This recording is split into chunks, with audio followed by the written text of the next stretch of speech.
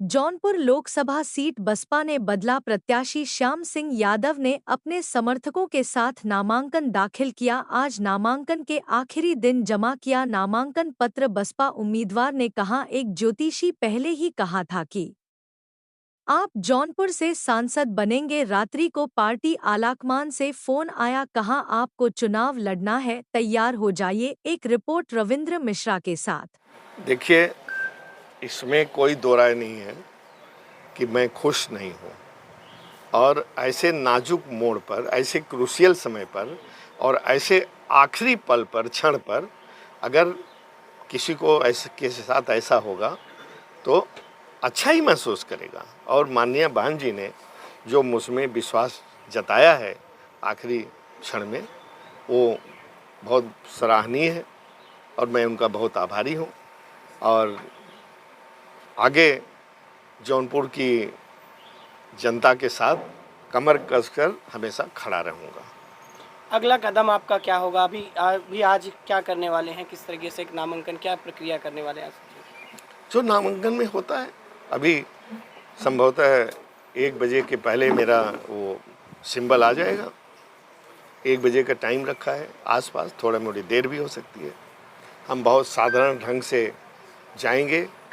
वैसे तो मेरे को टाइम बहुत कम मिला कि मैं बहुत फौज फाटा जुटाऊं, सैकड़ों 150 गाड़ियां, लेकिन अगर टाइम भी होता तो भी मैं नहीं जुटाता, क्योंकि मैं बहुत सरल और बहुत साधारण ढंग से अपने नॉमिनेशन को करना चाहता हूं और जौनपुर की जनता को इस बात को भी समझना चाहिए।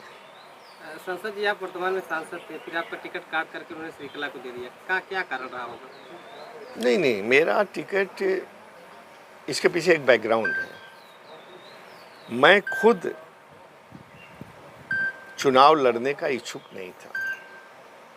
आप लोगों ने अभी कुछ महीने पहले मेरा प्रेस कॉन्फ्रेंस किया था और मैंने खुलेआम सरेआम डिक्लेयर किया था कि मैं अगला चुनाव नहीं लड़ूंगा, बशर्ते कि यदि कोई आदमी मुझ पर भरोसा इतना जताए कि जोर देकर कहे कि चुनाव लड़ना है। बीच में कहीं किसी ने भरोसा दिया था, लेकिन उस भरोसे पर मैं तैयार भी हो गया था मन ही मन, और काफ़ी अंदरूनी तैयारी भी की थी, लेकिन वो भरोसा मेरा टूट गया। क्या घटनाक्रम हुआ जो आपको एकाएक टिकट मिल गया? कैसे हुआ ये सब और क्या ये घटनाक्रम जानना। नहीं, घटनाक्रम की जहाँ तक बात है, कोई घटनाक्रम नहीं हुआ। अगर आप मुझे विश्वास करते हैं, हर बात मैं सही बोलता हूँ।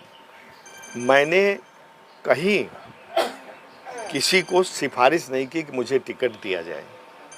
आप इस पर विश्वास करें न करें, मैं आज सुबह बाहर निकलने वाला था, बल्कि वरुणा से मेरा रिजर्वेशन था। सुबह चला जाता मैं और लखनऊ से फिर मैं चला जाता बाहर बॉम्बे। लखनऊ में कुछ काम था, लेकिन रात को मैं इसलिए जल्दी सो गया था कि 5 बजे उठ करके ट्रेन पकड़ूं। तो मुझे रात को माननीय बहन जी का टेलीफोन आया कि तुम्हें चुनाव लड़ाना चाहती हूं, तैयार हो? हमने कहा अगर आपका आदेश है तो मैं एकदम तैयार हूँ। और आज मैंने आगे का प्रोग्राम अपना कैंसिल करके, ये बहुत चांस के संयोग की बात है। बहुत चांस की। बसपा को बीजेपी की बी टीम कहते हैं लोग, और ऐन वक्त पे इस तरह से टिकट बदल देना, जिस तरह से धनंजय सिंह आए थे, एक लहर सी लग रही थी कि बीजेपी का वोट कट रहा है, तो आप क्या लगता है, आप भी काट पाएंगे? आप कहते हैं, लोग कहते होंगे, लेकिन मैं तो ऐसा नहीं मानता। ठीक है, बसपा पिछली बार भी मैंने जीत दर्ज की थी जौनपुर की जनता की बदौलत, सपा गठबंधन। हाँ, और देखिए, मैं कहता हूँ कि इस बार भी एक ज्योतिषी की भविष्यवाणी है कि अगला एमपी, वो महीनों पहले कह दिया था कि अगला एमपी जौनपुर का आपको ही होना है, देख करके। तो मैंने कहा जब मुझे टिकट ही नहीं मिला तो मैं एमपी कैसे होऊंगा? तो उसने कहा कि अब इसके बारे में तो मैं नहीं कह सकता, लेकिन मेरा गणित, मेरी विद्या यही कहती है। और जब मैंने फिर टेलीफोन किया, कल टिकट का, आज आखिरी नॉमिनेशन के कल ही किया, कि हमने कहा कि आप तो कह रहे थे तो अगला एमपी मुझे होना है, तो और आज कल लास्ट डे है, अभी तक कहीं से कोई सुगबुगाहट नहीं है। तो उसकी बात तो मुझे लगता है कि सही होती दिख रही है मुझे, क्योंकि 1 बजे मुझे एकाएक माननीय बहन जी का टेलीफोन आया और मुझे कहा गया कि मैं आपको लड़ा रही हूँ। श्रीकला का टिकट कटा है, कितना नफा नुकसान आपको मिल पाएगा इससे अचानक किस वक्त पे? अब इससे क्या हम असेसमेंट अभी कर पाएंगे कि उनका टिकट करने से मुझे तो लगता है कि सब लोग, मुझे तो लगता है कि सब लोग मेरे साथ ही रहेंगे।